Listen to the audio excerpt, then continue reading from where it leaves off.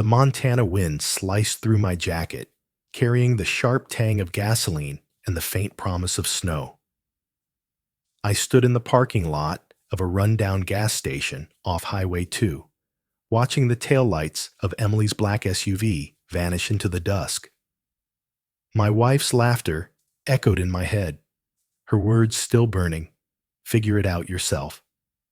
Mike, her two best friends, Lauren and Chloe, had been cackling in the back seat. Their faces lit up like they just pulled off the prank of the century. I'm Mike Carter, 35, a construction engineer from Denver, and I'd just been abandoned 200 miles from home. We'd driven up to Billings for a friend's wedding, a weekend getaway that was supposed to be fun, just the four of us splitting gas and hotel costs. Emily, my wife of 9 years, had insisted we take her car, said it'd be easier than bringing my truck. I should have seen the signs. All weekend, she'd been off exchanging smirks with Lauren and Chloe in the rearview mirror, whispering when they thought I wasn't listening. When I asked what was up, Emily would flash that perfect smile, the one that used to make me feel like I was the only guy in the world, and say, "Just girl talk, babe. Relax." I didn't relax. My gut was screaming something was wrong, but I brushed it off. We'd been married long enough for me to trust her, right wrong. An hour outside Billings, we stopped at this gas station, a grimy little place with a flickering neon sign and a couple of rusted pickups parked out front. I went inside to grab a coffee and hit the restroom. When I came out, they were already in the car engine, rumbling. Emily rolled down the window, her hazel eyes glinting with something I couldn't place. "Get in, Em," I said, walking toward the passenger door. Actually, she said, her voice sharp. "We've been talking, and we think you need to learn some independence." I froze.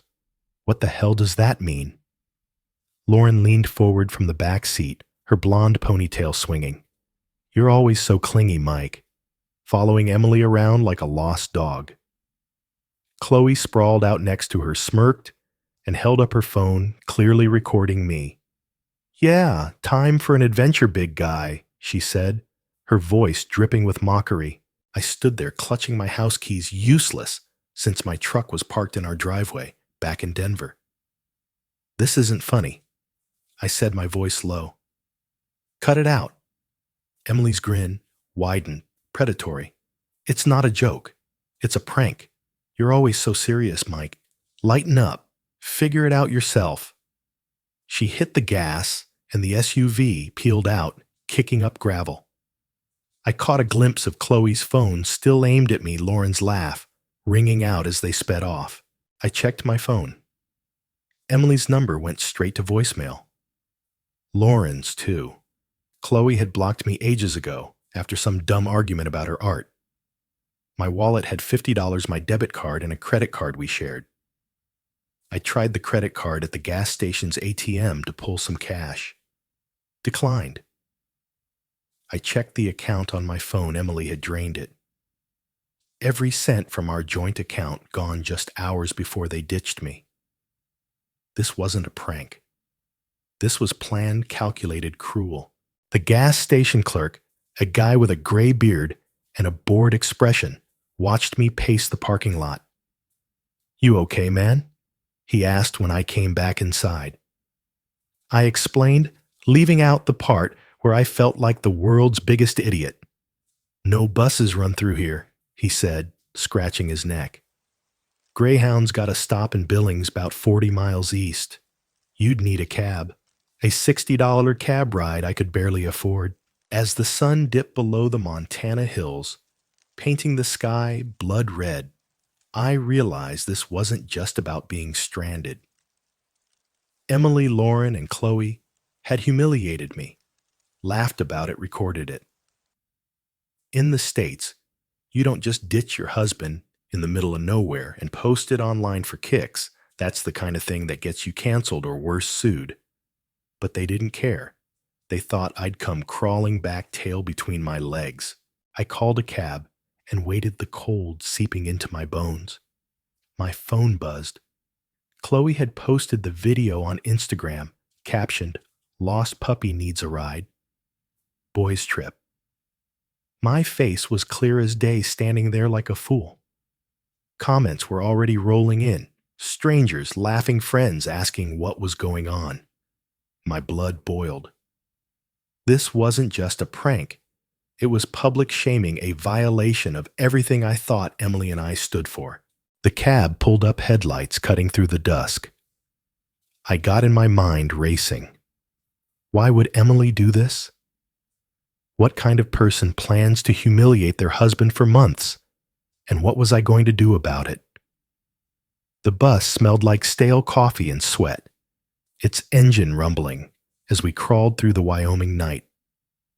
I sat in a cracked vinyl seat, staring out at the endless dark, the lights of tiny towns flickering like dying stars. 14 hours to Denver. 14 hours to replay every moment of that gas station betrayal.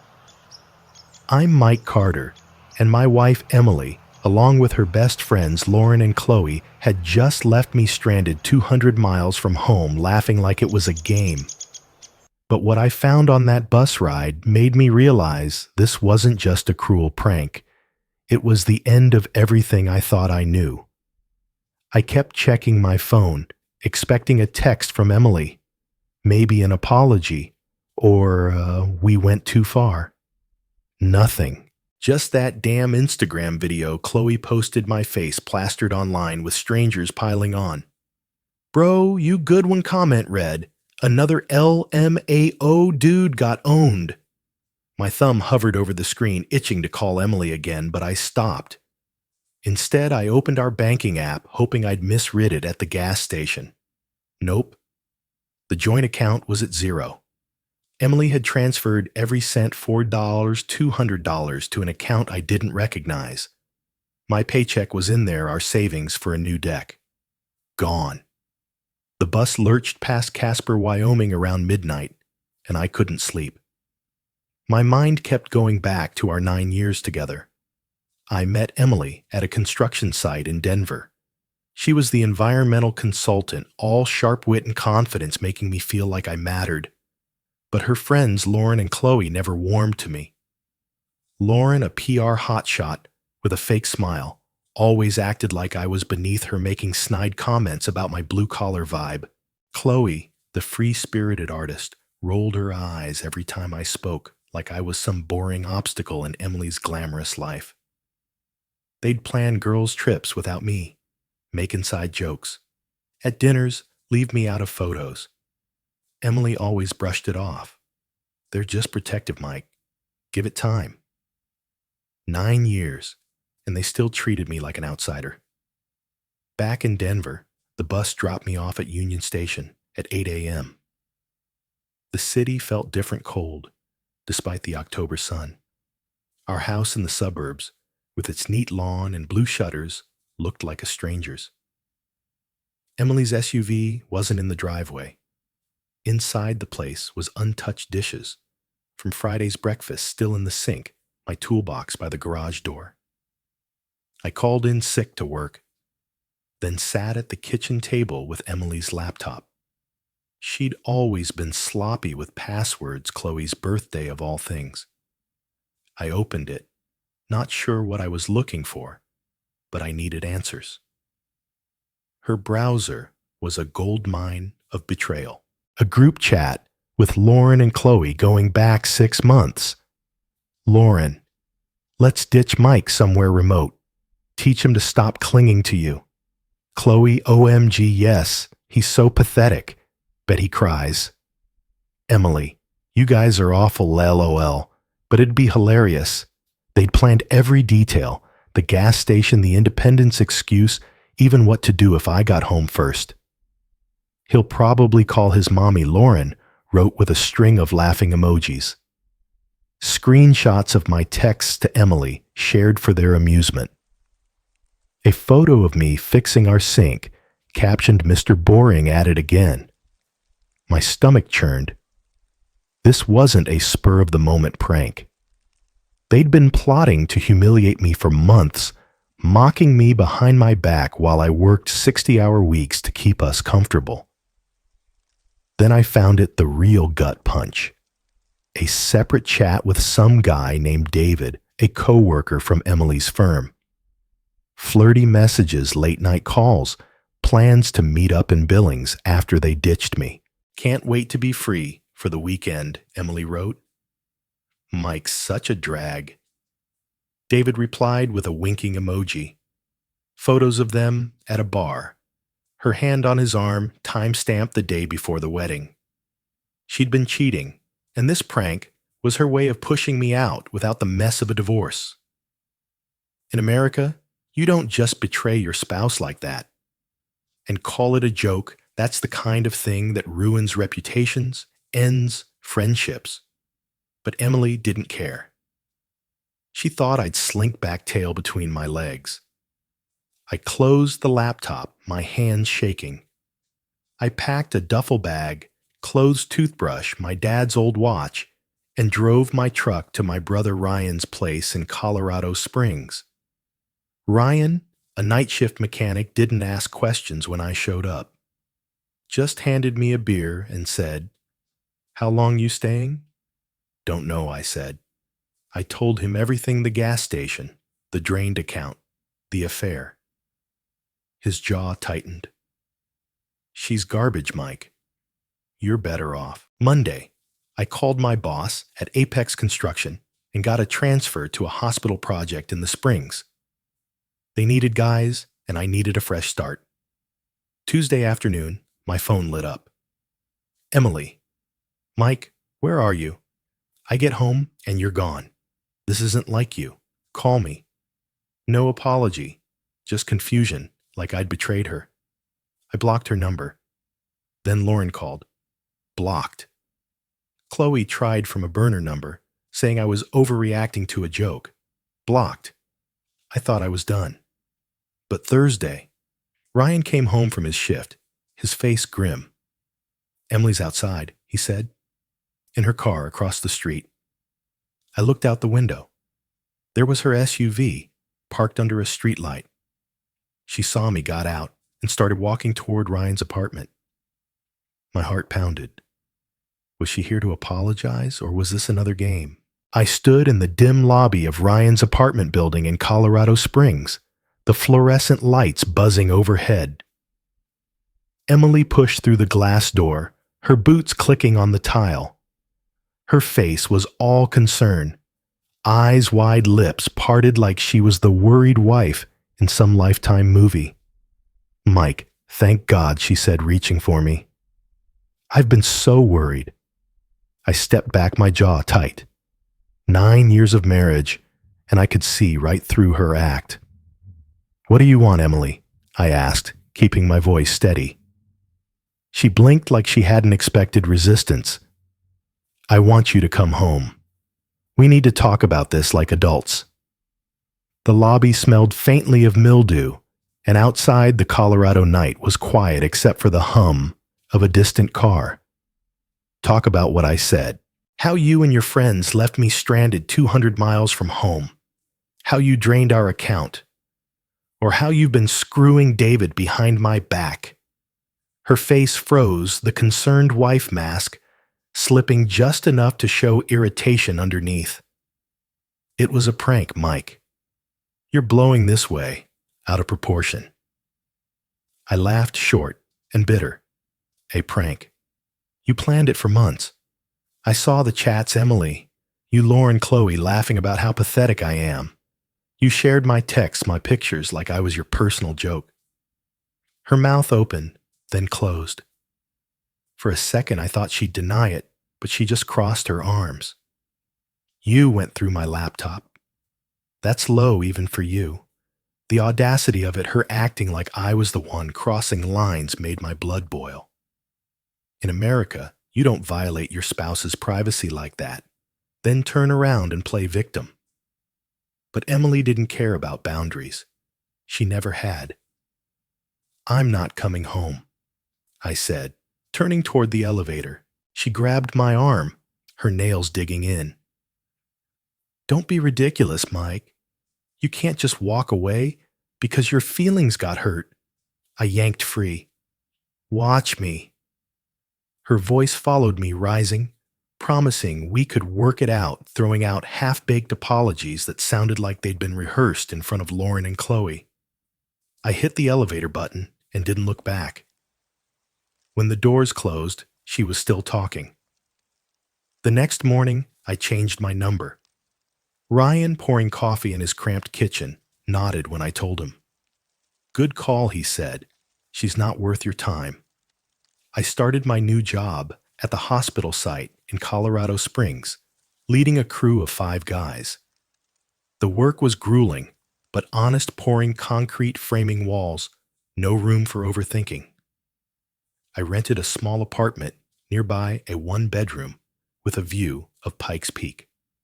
No shared decisions about curtains or dinner plans, just mine. 2 months later, my lawyer, Patricia Coleman, called me to her office in downtown Denver. Her desk was stacked with papers, and she had a glint in her eye. Emily's been busy, she said, sliding a folder toward me. She's claiming abandonment, says you left without warning and refused counseling. I stared. Abandonment? She ditched me. Patricia nodded. It's a weak claim, and we've got evidence to bury it. She showed me printouts, Instagram posts from the night they left me. Emily, Lauren, and Chloe at a Billings bar, raising shot glasses, captioned Girls' Weekend Freedom Vibes, posted at 11 p.m. hours after they sped off. In one photo, Lauren was wearing my Rockies cap, the one I'd left in Emily's car. There's more, Patricia said. Her investigator had dug deeper. Chloe, in her infinite stupidity, had posted a video to her public story. Emily and David, her co-worker, cozied up at that same bar, her hand on his thigh, laughing like they didn't have a care in the world. Time-stamped the night of the prank, the group chat screenshots were even worse, months of them planning betting. I'd crawl back within a day joking about how I'd never suspect Emily's affair. This kills their narrative, Patricia said. They can't claim you were unstable while they're out celebrating. The divorce hearing was in March in a sterile Denver courtroom that smelled like polished wood and old coffee. I wore my wedding suit, the irony not lost on me. Emily sat across the room, thinner, tired, her eyes flicking to me like we were still a team. Her lawyer, some slick guy in a $2,000 suit, went first, painting me as the deadbeat who'd abandoned his wife over a misunderstanding. Patricia stood calm and lethal and tore it apart. Your Honor, my client was subjected to a premeditated act of emotional abuse, she said, handing over the screenshots, the posts, the video. The petitioner planned this for months, mocked my client publicly, and engaged in an extramarital affair. Emily's face went white. Her lawyer whispered furiously, but the damage was done. The judge granted the divorce, split our assets evenly, and awarded no spousal support. Emily tried to approach me in the courthouse hallway, but Patricia stepped in. No contact, she said sharply. The order stands. I walked to my truck, the weight lifting off my shoulders. 3 years later, I was running Thompson, contracting my own construction company in Colorado Springs. Small jobs at first, kitchen remodels, porches, but it grew. Ryan and my buddy Jake joined me, and we built a reputation for showing up on time, doing what we promised. I heard through the grapevine that Emily's life unraveled.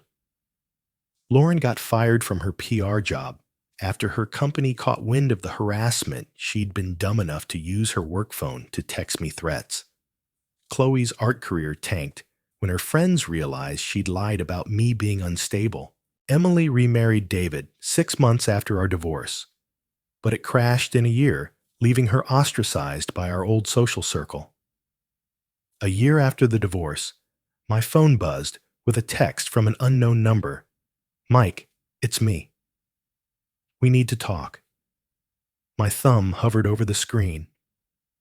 I didn't reply. A year after the divorce, I was finally breathing easy.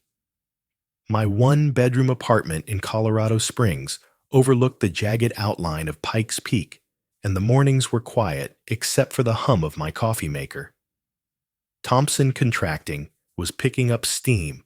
Bathroom remodels turned into full home renovations, and I just hired 2 more guys to keep up. For the first time in a decade, I was living for myself, not chasing someone else's approval. But then my phone buzzed with that text from an unknown number. Mike, it's me. We need to talk. I didn't need to guess who me was. Emily's voice was practically burned into my brain. I stood in my kitchen, the October sun slanting through the blinds, and stared at the message. My new number was private only Ryan, my parents, and a few work buddies had it. How the hell did she get it? I deleted the text and blocked the number. But my gut churned. I'd spent a year rebuilding, putting her betrayal behind me. But that one message dragged me right back to that Montana gas station, her laughter echoing as she sped off with Lauren and Chloe. I told myself it was nothing, just Emily stirring up drama like always. But 2 days later, I found an envelope slipped under my apartment door. No stamp, no return address, just my name in her neat slanted handwriting. Inside was a letter, 2 pages long, written on that fancy stationery she used for work. Mike, it started, I know you hate me, but please read this. She apologized, sort of. Said she'd been lost during our marriage, that Lauren and Chloe had pushed her into the prank, that she never meant for things to go so far. She claimed the affair with David was a mistake, a moment of weakness, and that she'd been trying to find me for months to make things right. The kicker. She was moving to Colorado Springs for a new job and wanted to meet to heal old wounds. I laughed out loud. Heal. She'd planned my humiliation for months, drained our account, cheated, and lied to everyone we knew. In America, you don't get to rewrite that kind of betrayal with a sob story and expect a coffee date. I burned the letter in my sink, watching the edges curl and blacken. But that night, I couldn't sleep. Emily wasn't just persistent, she was cunning. The fact that she'd tracked down my new number and address meant she'd been digging, maybe talking to my coworkers or neighbors. That kind of boundary crossing isn't just pushy. It's the sort of thing Americans find creepy, obsessive, a violation of personal space. I called Ryan the next morning. She's not done with you, he said, cracking open a beer, despite it being 9 a.m. You need to shut this down hard. Monday, I was at a job site overseeing a deck install when my phone buzzed again. Another unknown number. This time, a photo of me standing outside my apartment taken from across the street. The message read, "You look good, Mike. Can we talk in person?" My stomach dropped. She was watching me, stalking me. I saved the photo and called Patricia, my lawyer. Document everything she said. We can file for a restraining order if she keeps this up. That afternoon, I spotted Emily's black SUV, parked a block from the job site, her silhouette in the driver's seat. I didn't approach her. Instead, I snapped a photo and sent it to Patricia. Then came the twist that broke me. That evening, I got a call from my mom. "Mike, honey."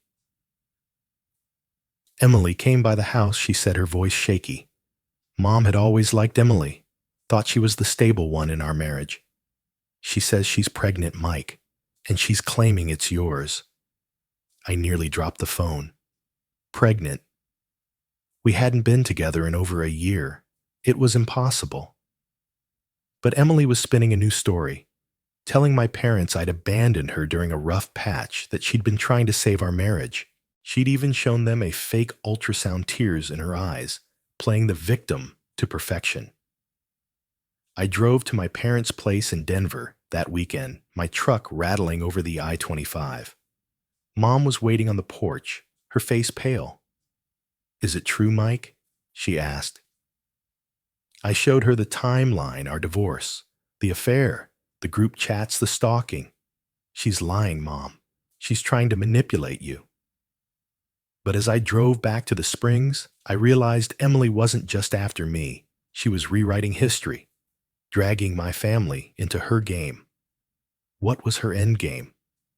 Was she desperate, or was this another cruel prank? I stood in my parents' Denver living room, the familiar smell of Mom's lavender candles doing nothing to calm my nerves. My mom's eyes were red from crying, clutching a tissue as she repeated Emily's lie. She said, "It's your baby Mike. How could you not tell us?" My dad, silent in his recliner, just stared at the floor. It was October 2023, a year and a half since the divorce, and Emily was still pulling strings, trying to claw her way back into my life. I'm Mike Carter, and I thought I'd left my ex-wife's betrayal behind in that Montana gas station. But now, with her fake ultrasound and stalker-level persistence, she was dragging my family into her twisted game. I sat Mom down and laid it all out. Our divorce, finalized in March 2022. Emily's affair with David, the group chats with Lauren and Chloe, plotting to humiliate me, the drained bank account. I showed her the photo Emily sent of me outside my apartment, taken from some creepy vantage point across the street. "She's lying, Mom. We haven't been together in over a year. It's not my kid." Mom's face crumpled, but Dad finally spoke. "She came here acting like you abandoned her son. Showed us that ultrasound like it was proof. That's low even for her.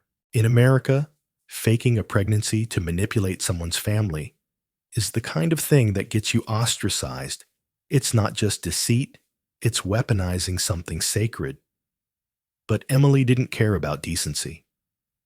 I called Patricia, my lawyer, that night. She was all business. "This is harassment, Mike. The texts, the photo showing up at your parents' house with a forged ultrasound, it's enough for a restraining order." She'd already filed a motion based on the stalking evidence, and now she added this to the pile. "We'll request a cease and desist and push for a hearing. If she's lying about a pregnancy, we'll expose it." I spent the next day at the Colorado Springs police station filing a report about the photo and Emily's SUV tailing me at the job site.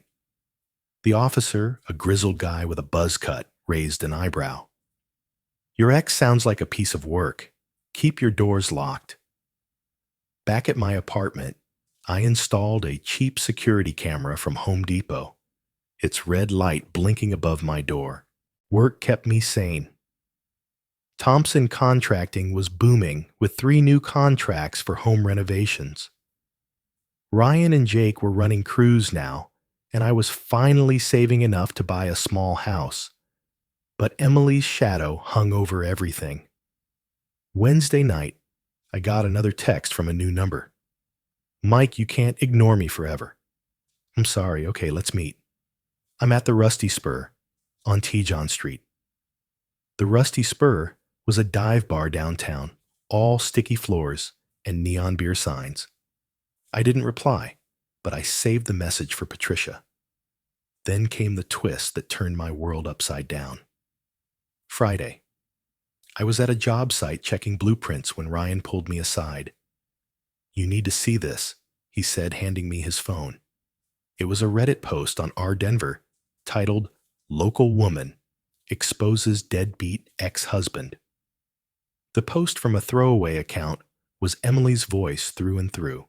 She claimed I'd abandoned her during a high-risk pregnancy, refused to support our child, and was hiding in Colorado Springs to dodge responsibility. She'd attached a blurry photo of me at the gas station from 2 years ago, the one Chloe took, and worst of all, a doctored ultrasound with my last name on it. The The comments were brutal. What a scumbag, hope she sues him for everything.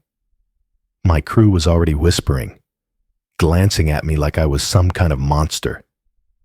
I called Patricia, my voice shaking. She's slandering me online, publicly. This could tank my business. Patricia was calm but furious. This is defamation, Mike. We'll countersue, and I'm pushing the restraining order hearing up to next week. She'd tracked the Reddit account to an IP address linked to Emily's new workplace, a consulting firm in Colorado Springs. The ultrasound, a quick check with a medical contact, confirmed it was edited, dates didn't match, and the clinic listed didn't exist. Emily hadn't just crossed a line. She'd dynamited it. In America, public shaming like this, especially with forged medical documents, isn't just cruel. It's illegal, the kind of thing that ruins careers and lives. The hearing was Monday. Emily showed up in a navy blazer, playing the victim, but Patricia dismantled her. The judge, a stern woman with gray hair, reviewed the evidence, the texts, the photo, the Reddit post, the fake ultrasound. Mrs. Harris, she said, this is a pattern of harassment and defamation. You're ordered to cease all contact with Mr. Carter effective immediately. Emily's face collapsed, but she didn't argue. I walked out free at last. 6 months later, Thompson Contracting landed a city contract for a park pavilion. I bought that house, a fixer-upper with a big garage. Emily. Her firm fired her after the defamation lawsuit hit, and last I heard, she'd moved to Montana alone. Then yesterday, my mailbox had a new letter, no return address. Inside, a single line in unfamiliar handwriting. You won this round, Mike, but I'm watching.